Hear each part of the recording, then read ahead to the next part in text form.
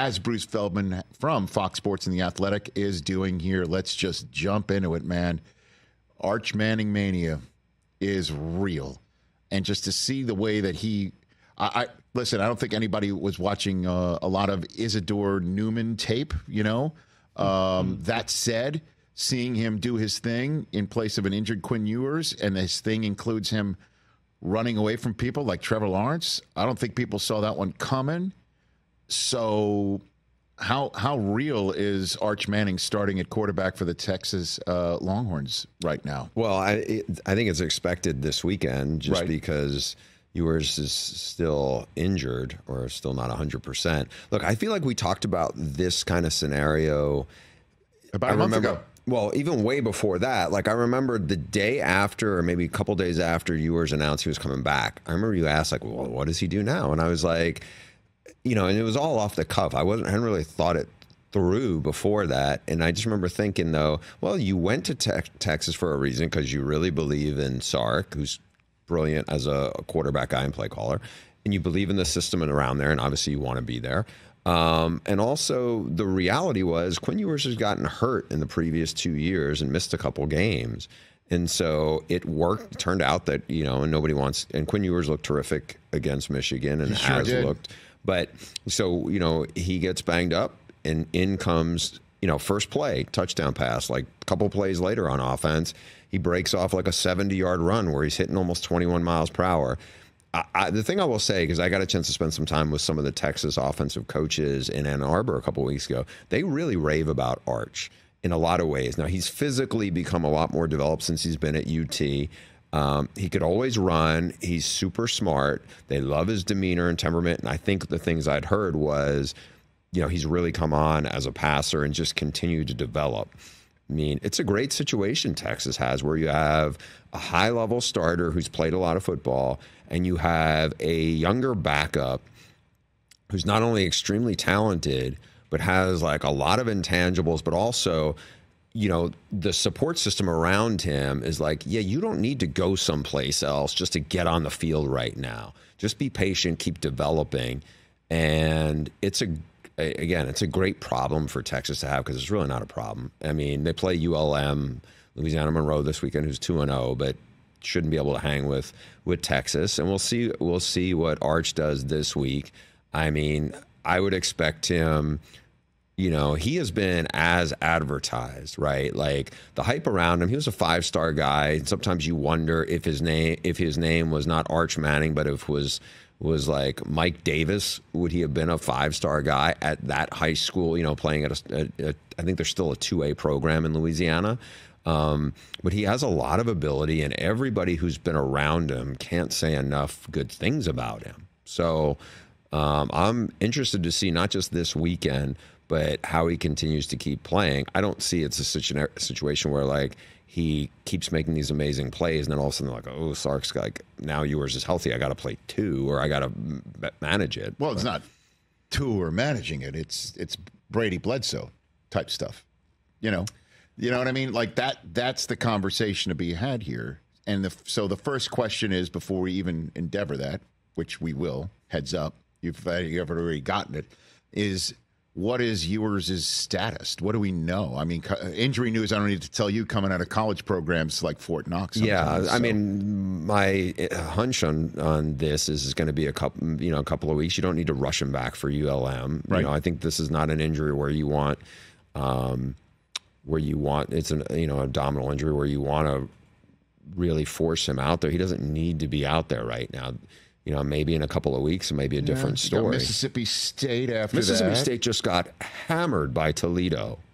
Arch will be fine in that game. And then they're coming off of a bye, it looks like, and then it's the big one with Oklahoma, right? So yeah, I mean, so that's what, 3 weeks from now. Yeah. That's plenty of time for him, hopefully to heal. Then you go back to him. Yeah, you would think. Yes, I mean, he's played a lot of big games. I think it's great to know though, like, you have Arch, and Arch is going to keep developing and get live game reps. And also, by the way, the receivers are still new. They're really talented, but that you had the 2 guys who went high in the draft last year. Like the timing and all the stuff that goes on. Now, there's a couple of these guys are really young receivers. A couple of them, Silas Bolden and Isaiah Bond had played really well at other programs and come in, but it's just the timing and everything. And I think that's good for them to keep developing. And it's a great situation. I would be surprised if it got to the point where Ewers comes back. He doesn't look, they're going to play some really good opponents beyond Oklahoma after that. Yeah, he comes back. It's Oklahoma, then it's Georgia. That's the one, right? So, Georgia is still loaded. I know they struggled with Kentucky last week, but if that's a game, it's tight. This is putting the cart before the horse to say it, but it's you're down 10 points. Who knows? That's the meat, man, because after that, Vanderbilt, Florida, which is just having a disastrous campaign so far. Arkansas, Kentucky, which just put the scare in Georgia, and then their final game is at Texas A&M. So it's the Georgia game. I don't want to diminish Oklahoma. It's a great rivalry game. And don't you know you must throw the records out? You have to. You don't have to this year unless they get smashed at Tennessee this week, which could happen. But again, I think because Mississippi State is not, they lost to Arizona State. They got absolutely, pummeled by Toledo. The probably game shouldn't even have been as close as it was, and it was a 24-point, difference. So again, I think Texas is in a really good situation. Well, I agree with you. Is that Ewers is hurt enough where you give him the 3 weeks with 2 games that you should be able to win with your backup, let alone Arch Manning, and then you've got a bye week, and then Oklahoma and Georgia, you'd probably want to have the guy who looked like the Heisman Trophy candidate before he got hurt. Who has played a ton of football and has actually played well on the road. He is, to his credit, and I think because we talk a lot about Arch, I think to Ewers' credit, he has developed really nicely there. I think he is, he's got good arm talent. I think he showed some really good mobility against a Michigan defense that looked honestly kind of lost. And again, credit to Texas for doing that. And I think it's, if you ask me who has the best quarterback situation in college football right now, it's Sark's. Yeah. It really is. I agree. Bruce Feldman here on the Rich Eisen Show. Game of the week is what in your estimation? What do you got for me? In my eyes, the most intriguing game actually involves your alma mater. They're going to host USC. And if you had asked people a month ago, all right, we're thinking USC is going to be lucky to be a 7-win team. Mm-hmm. Michigan's coming off the national title win. I'm thinking still, because they had to replace so many guys, I thought they were like an 8-4 team. I still thought here's where I'm different on this, that I've changed in the last couple weeks. USC, yes, their defense has looked markedly better. Mm-hmm. That's a credit to Danton Lynn, the new defensive coordinator. But I didn't think USC's offensive line was very good, and I thought Michigan's defense should be outstanding still, and I thought their D-line would be really scary. Wink Martindale, unlike a lot of the other, there's been a bunch of defensive coordinators in college who came from the NFL, whether they were coordinators in the NFL or position coaches, and they really did a terrific job. 2 of those guys that I would reference, both were in Ann Arbor. First Mike McDonald, then Jesse Minter. Danton Lynn, another guy, was with the Ravens. Chip Kelly hires him, first-time DC, does great last year for UCLA. Al Golden, now he's been in college for a while, but he was with the Bengals and then came from the Bengals. He's been really good for Notre Dame. Even the guy Dion hired in Boulder right now, Robert Livingston, spent a dozen years with the Bengals. It was a safeties coach. Mm-hmm. I think he's done a really nice job there because they were awful on defense before, and they've actually played pretty well, and they've made improvements.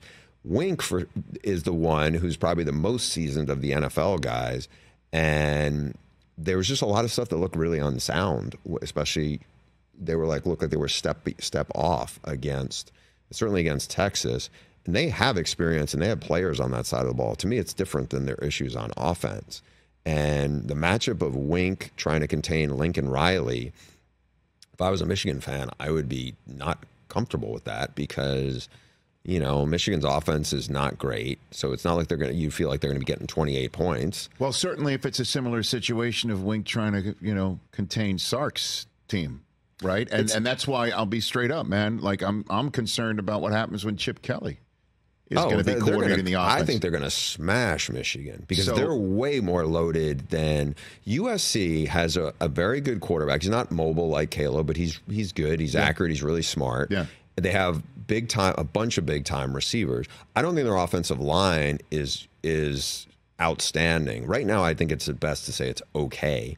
The running backs are not what Ohio State has. They're not typically what USC has, but they're good enough. I just think Lincoln's is a terrific schemer and good at drawing stuff up and exploiting things. And again, they have a really good quarterback, really smart quarterback, and really like 4 or 5 big time receivers. And unless Michigan just absolutely, terrorizes Miller Moss and gets 4 or 5 sacks, and I don't see Michigan. Again, I think they have a better chance to beat them than they did Texas, because Texas has way more firepower and Texas has a much better offensive line than USC. But I could see why USC is the favorite. Well, and I know you mentioned you're talking about the defense as opposed to Michigan's offense. It would be helpful if you got a blitz happy guy like Wink, right? Who's like looking at 18-year-olds who were in high school last year and saying, how do you like cover zero, kid? And you're on an island. And it would be helpful if Michigan's run game was similar to last year's. It has not been. The offensive line is not even close. Correct. And it would be helpful if they play turnover-free football like last year, and they have not.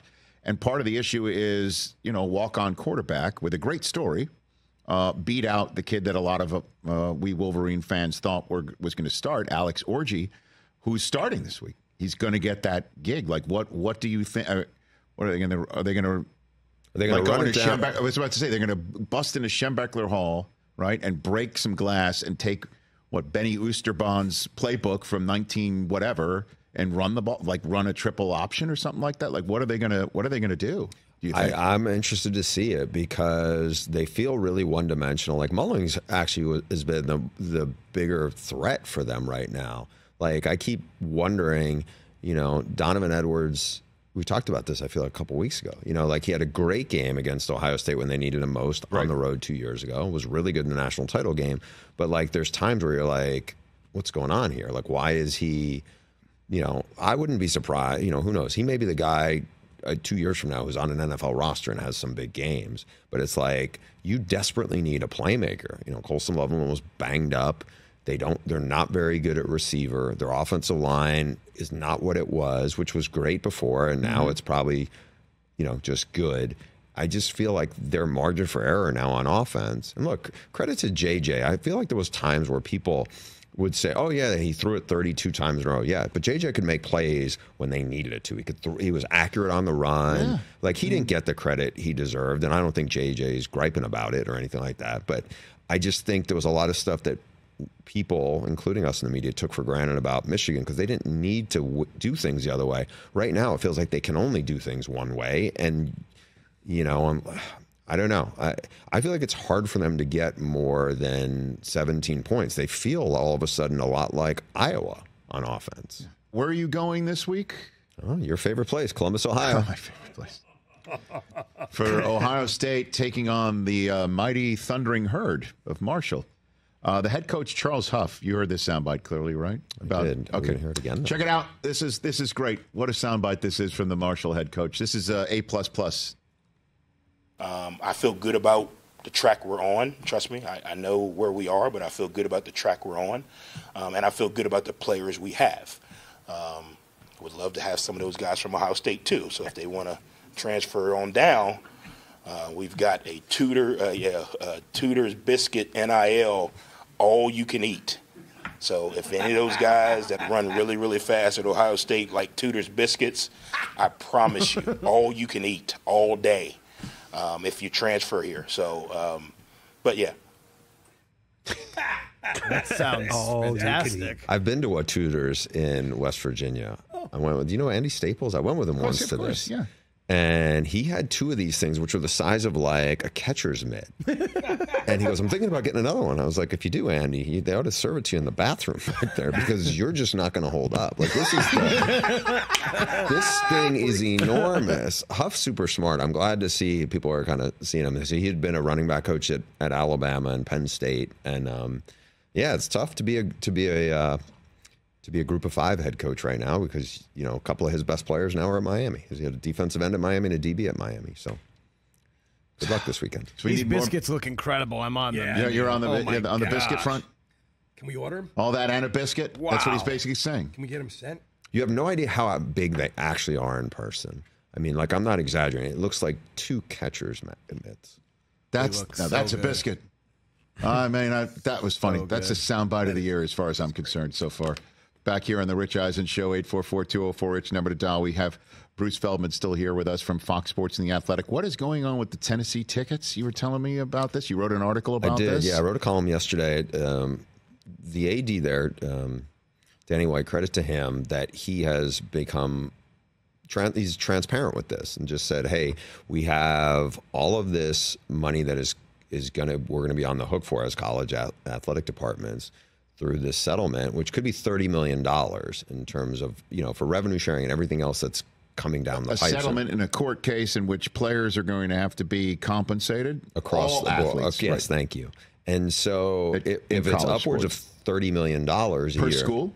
Yeah. I mean, so how do you get to that point? Well, now all of a sudden, this would be about a third, I think, on their projections. Now, why I think it's smart is Tennessee's timing on it is very shrewd. If you look at it this way, what are they doing? So they are increasing season tickets for basically about 10%, and that could bring in, you know, up to $10 million across the board. So all Tennessee season ticket holders for next year are going to see a 10% increase for a talent fee, and that's what it's called. That's what he referenced it when we talked yesterday. Yes. Talent fee. And so now whether it goes to NIL, because I asked him about a distinction.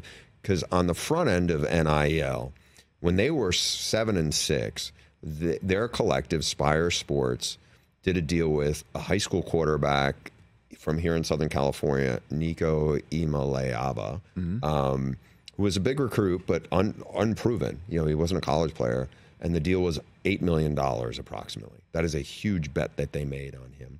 Now, after that, they have this great year where they finished sixth in the country, 11-2. Hendon Hooker's the star quarterback. And from that point on, the balls have been rolling. And remember, before that time, it had been about 15 years of futility and embarrassment. From the end of Phil Fulmer to Lane Kiffin being there and not being there, to Derek Dooley, who was like one debacle after another, to Butch Jones, and then even, you know, Jeremy Pruitt and all that. So they got it rolling. The fan base, who's incredibly passionate and loyal, now they're engaged. They've won their first 3 games by like a combined score of like 190-13. And the quarterback who they spent, you know, they're spending $8 million for, he was the MVP of the bowl game last year in his first real start, and he's looked good so far. So that looks like a good bet. This looks like a very smart bet. I don't think there's that many schools who can make this ask, because as the AD told me yesterday, they have a wait list for season tickets for 15,000 people. So I know that. It's just, again, like, what are we doing? It's like, big business. I know, I understand that, but why can't we all get together? Why can't there be a system where we understand where this ruling comes in? Now let's all, as smart people in various conferences that have similar issues, get together and come up with a way to run it that schools aren't like standing on the sports street corner asking people who are driving by to roll down their windows. You know what I mean? Like, to be very honest here, like, this is the way that's how we're going to attack the problem, is ask the diehard fans for 10% more because we can't figure out the rest, because a whole bunch of people can't get in a room to figure out how to work NIL and portal and paying the players and scheduling and figure it all out as smart educators and administrators in the world. Really? We can't do that? the smart educators and administrators have had the NCAA for a long time. There's been a lot of flawed stuff with I that. know. So let's figure out a different way. Let's not give them too much credit on that front. But so if you're like, the NIL piece of this, and because I asked him specifically about, is there a distinction? Do you make any distinction between the revenue sharing and all the stuff that is coming down the pipe versus the NIL challenges of now? Because what you hear a lot is a lot of schools only have a handful of big boosters, and that's not a sustainable model. No. And so you're seeing, and I don't want to say Tennessee's payroll is now $20 million for the roster, but it is a big difference between some of these schools of what they're paying, within conferences, not to say like Michigan versus Fresno State. I understand.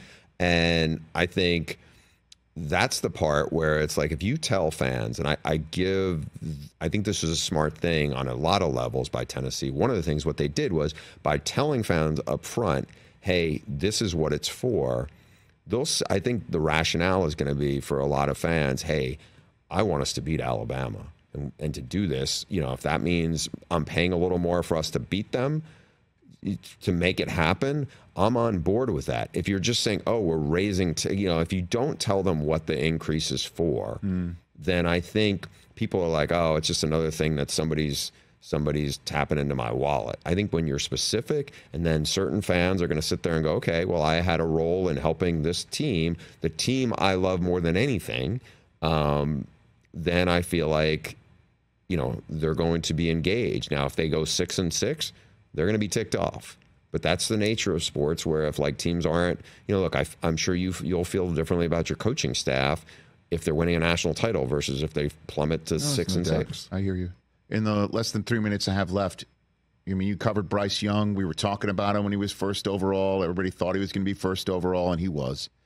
What'd you think of when you heard the news that the Panthers benched him just 2 games in this year? It's not shocking because it seems like it's been going so poorly. Like I will say this, because I've gotten a bunch of these wrong. I did think C.J. Stroud was the safer pick of the two. He's bigger. He was incredibly accurate. And I didn't think C.J. would be as great as he is so fast. But I also How about is Bryce Young as bad as he's looked so fast also? Yeah, but like who's Bryce's go-to guy? Adam Thielen? Yeah. I mean, Adam Thielen's like 35, I'm guessing, 36. I don't know. He's in his mid-30s. I know he's been around for a long time. And then who else, right? And except for Cam, who's been good at a quarterback for the Panthers? I know Cam was there for a long time, but like do we have to go back to Jake Delhomme? I don't know. I know there's been a bunch of quarterbacks who've gone there. But was there any signs of the way he left, Alabama, or when he was at Alabama, or getting ready for like in the Alabama, draft, you're on the top end of the talent. Like he's operating the plane. I think he's very smart. I think he sees the game really well. I mean, he's really small, but I think that's the concern is like durability, not the actual performance part. But I think you see a guy who has gone from having, even when he didn't have what Tua had in terms of like they had mind-bogglingly good receivers, but he still had Jamison Williams. I mean, Jamison Williams is like can fly, and John Mechie was a really good college receiver. I know he's been had some issues in the NFL health-wise, but like those were 2 high-level players that he had, and you had I think he had Jahmyr Gibbs for a year. Like you're in Alabama, you have a really good offensive line. I just think when you go to the bottom end of the deck, I think it's just a way harder, and you can get exposed if everything's just not right. And I think that's why it's so hard to project who's going to be really good in the NFL at quarterback and who's not. Like the guy I thought was the closest thing I've seen in a while to can't miss was Joe Burrow, just because I was like, Joe Burrow is so smart and such a coach. He's accurate, he's athletic. He was kind of checking every box. But after that, I feel like, man, it's like you're just kind of throwing a dart at the wall. Yeah, I know. Bruce Feldman here, everybody. We've got David Sampson coming up, hour number 3. It's just still stunning, that because everything I heard is Bryce Young was prepared and he was always in the playbook and he was done with Saturday and he was already on to Sunday and had a professional mentality like that. And then he doesn't throw at the combine like, I'm definitely the first overall pick. And it certainly hasn't helped that C.J. Stroud hasn't just succeeded. He has exceeded expectations. He has crushed them. he is a top 5 quarterback in the league right now. Yeah, You're throwing him in with Burrow. You're throwing him in with Mahomes, Josh Allen, for real. Ask your guy Bucky Brooks about him. Bucky was the first one on the bandwagon for him. Saw him when he was like a high school junior and coached him. And he's unbelievable. Yeah, and all the stuff that he was raving about, and you could see it. Like, he was great against Georgia. Like, people should have, like, that's the performance that mattered the most. If they made the field goal, they're most likely national champions. You know? Yeah. For real. Oh, I know. I agree. I saw what happened. That final drive that he put Ohio State up, spectacular. And then the combine, honestly, I've never seen somebody spin it like that. I turned to Daniel Jeremiah as I'm throwing. He threw touch passes like the one that he threw to Diggs on Sunday night, and then darts like the one he threw to Collins. Deep balls. He's doing it absolutely everything. He actually, like, one of the defensive coaches I lean on a lot for different stuff. Saw him, also saw a bunch of other top quarterbacks, including Caleb. And it was almost like CJ was so accurate downfield to the point where it almost diminished the other guys who are still really good quarterbacks, but it was like they're not CJ. So, thanks again, brother. You're the man. Thank you. Bruce Feldman here, everybody. Catch the Rich Eisen Show every single day on the Roku channel, 12 to 3 Eastern, for free.